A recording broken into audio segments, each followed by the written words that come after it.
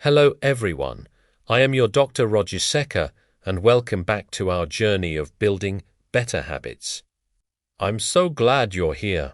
This video is in English language. Today, we're diving deep into some truly powerful ideas that have personally changed the way I approach my goals. We're going to explore how making things just a little bit easier can lead to massive transformations.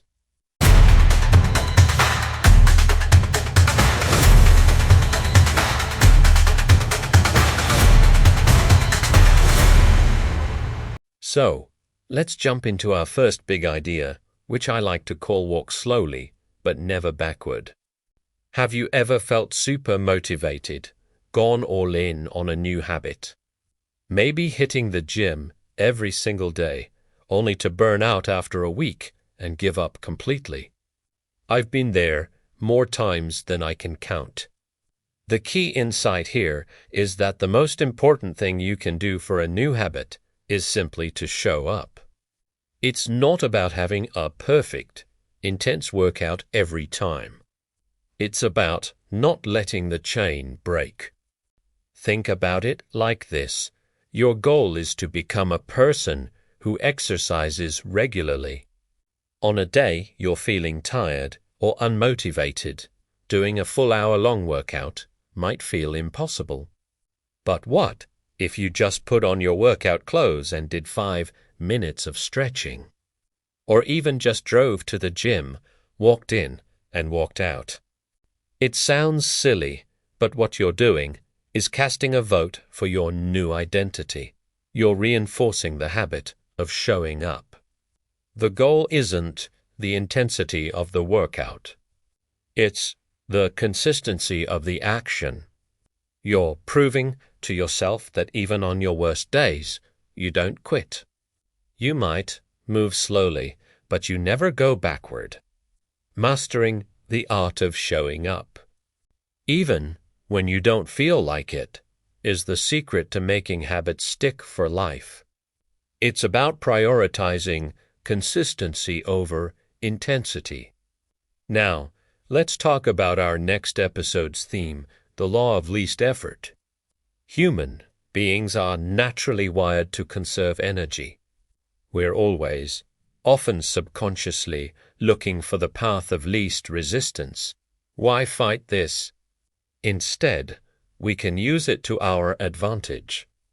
If you want to build a good habit, you need to make it incredibly easy to do. You have to reduce the friction between you and the action. For example, I wanted to start drinking more fruit drink every day. I used to keep the fruit drink bottle in the kitchen cabinet. To get a drink, I had to walk to the kitchen, open the cabinet, get the bottle, fill it up. It was a whole process. Now, I keep a full fruit drink bottle on my desk, right next to my laptop, all day long.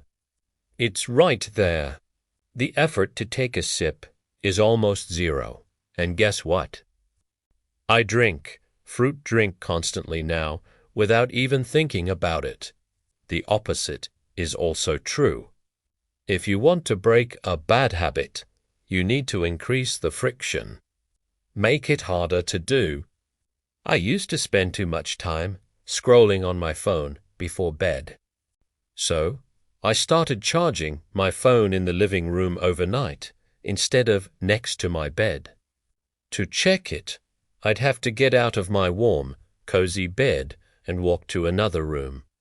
That extra effort was enough to stop the mindless scrolling. Think about your environment.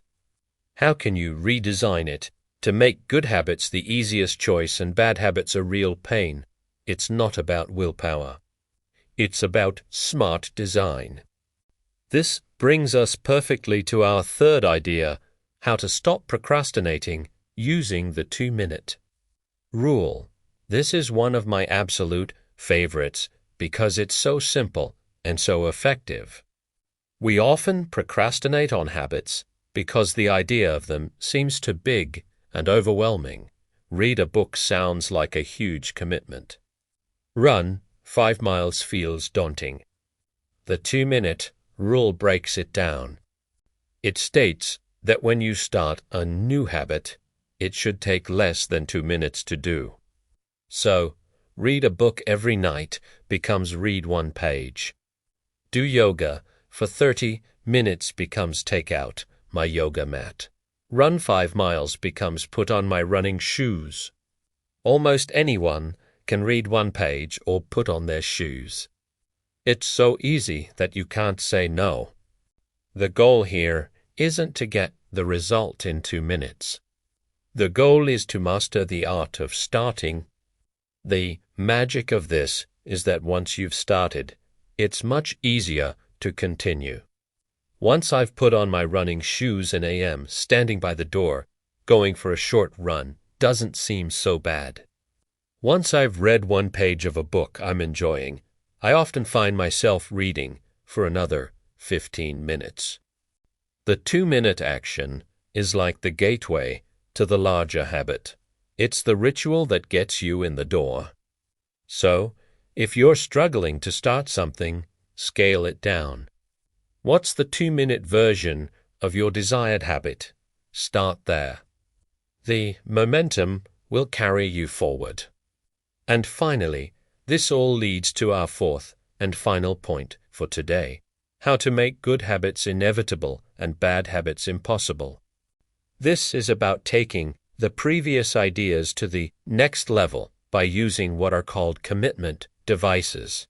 A commitment device is a choice you make in the present that locks in your behavior in the future.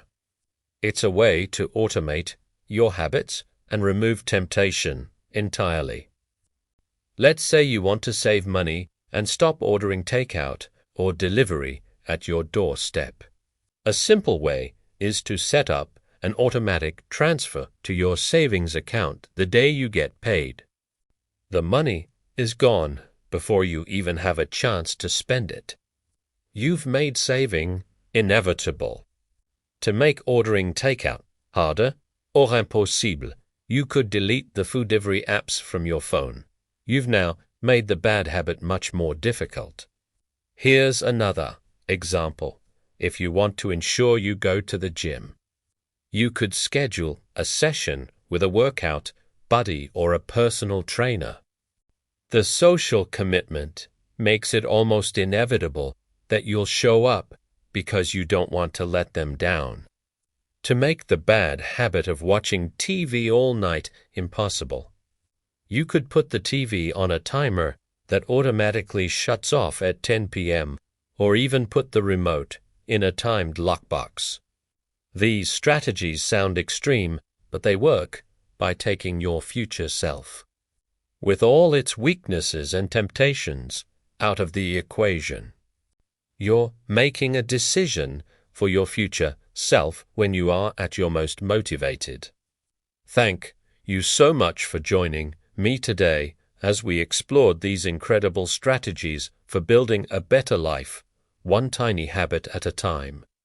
I truly hope you found these ideas as inspiring as I have.